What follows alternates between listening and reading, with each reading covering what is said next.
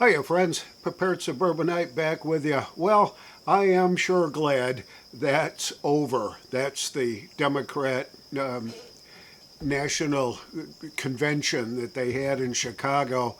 And last night they wrapped it up with Kamala Harris's speech. And to hear the commentators on a number of different network channels, Fox included, saying it was a powerful and wonderful speech, that it really drove home the essence of America and all this. It was a waste of time. It was so full of misrepresentations, lies, and deflections. I've never seen anything quite like it. But given that, I'm afraid that the energy that Kamala Harris has generated using the convention and that closing speech last night may be enough to get her close to the White House, and this election is Donald Trump's to lose. Stick around.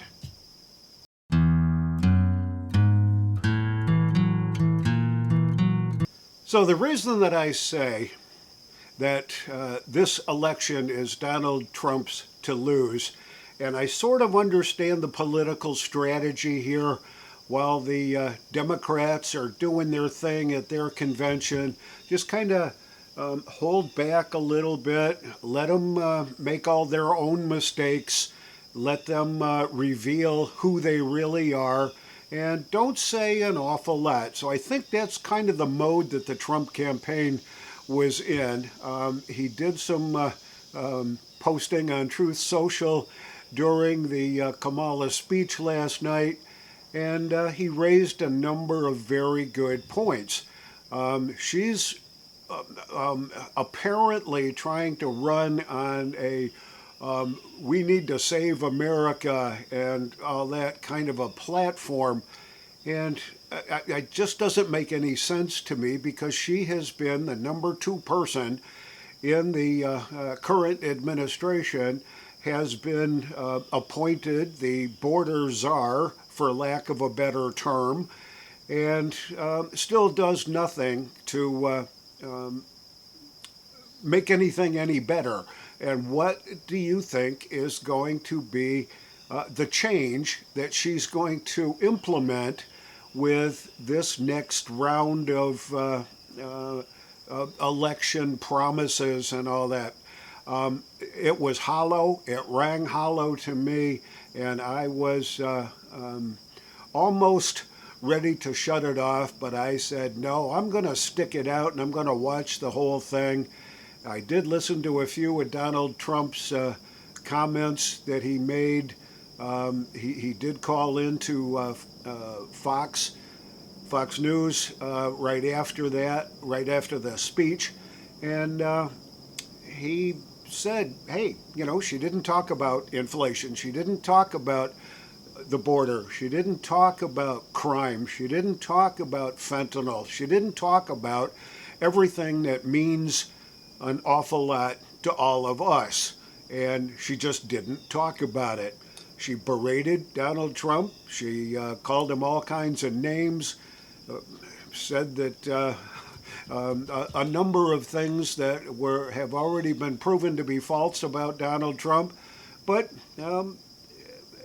that's what political campaigns do, is they beat up the bad guys and beat up the opponents. She didn't have a platform to run on. She still doesn't have a platform to run on. The Democrats don't have anything that looks like saving democracy going for them. It looks like they're instituting communism, price controls, increased taxes, you name it, housing and all that.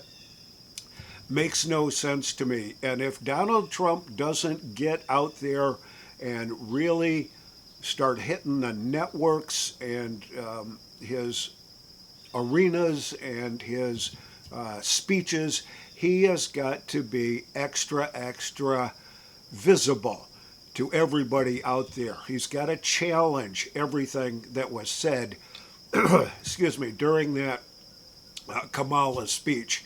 He's got to make the point, and he's been pretty laid back and calm and cool. So being calm and cool isn't going to get the job done. He needs to be vocal, he needs to be aggressive, and he needs to be visible. This is his race to lose. The media, Hollywood, all the stars, the Democrat Party, the uninformed Democrat voters, the low IQ voters, they have already been convinced that Kamala Harris is their savior, and that's baloney. The next thing is coming up is the potential, anyway, and I'm figuring maybe 80% that this is actually going to happen, that Trump will be sentenced to serve time in jail at Rikers Island for his multiple convictions on fraud. So I'm saying 75 to 80% chance that Judge Mershon is going to impose a 6 month to a year sentence for Donald Trump to be served at Rikers Island. And I'm saying 75 to 80% because Trump's team has got some pretty good lawyers, and there can be appeal processes, there can be all kinds of stuff that can delay that. But I'm predicting, at least on a 75% basis, that Donald Trump will be sentenced to jail. And what is that going to do to the mix come November 5th? How many Republican voters are going to say, look, I am not going to vote for a convicted felon that's supposed to be doing jail time or is in jail right now at Rikers Island, for crying out loud. And you just never know what they're going to do. I think it would be a very, very damaging event to consider for Donald Trump as he moves forward in the campaign. Can it get delayed? Can the sentencing be delayed until after the election? Certainly. There can be all kinds of maneuvers out there, but my guess is there will be a sentence imposed.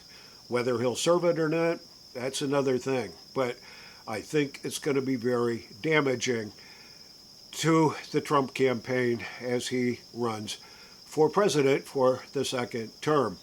And the other kind of odd thing that could happen is that Joe Biden could actually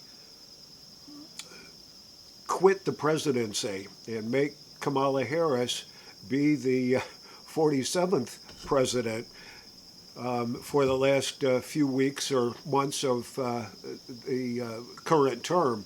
That could happen. He could have a health crisis, and they could invoke the 25th Amendment, and that would make Kamala Harris the 47th president. So if you've purchased any of the Trump paraphernalia, the hats and the shirts and all that say 45 to 47, hold on to them, because I think they may be worth something when this is all said and done. So he may be the 48th president.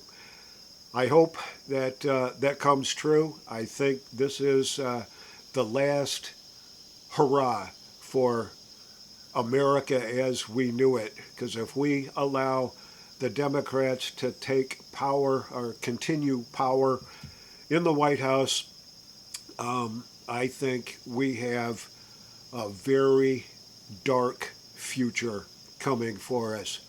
Price controls, higher taxes, lies, censorship, you name it, it's coming. So let's all get together and make sure that you get out and your friends get out and your families get out and vote early. Get that vote counted before Election Day so that folks will know that you voted. They may not know who you voted for. In fact, they shouldn't know who you voted for. But get out the vote and take as many friends and neighbors and relatives with you as possible. This is the Prepared Suburbanite reminding you to be prepared always. And I'll see y'all on the next video.